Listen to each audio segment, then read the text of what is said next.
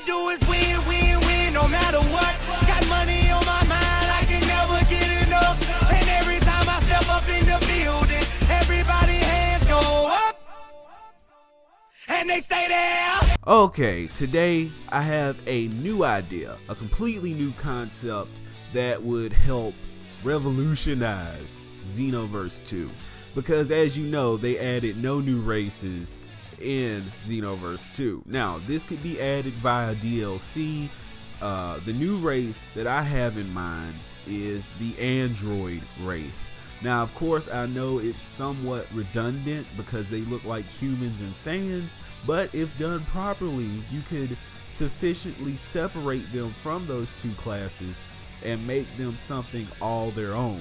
So without further ado, we're going to get into it here and start breaking down things like stats, abilities,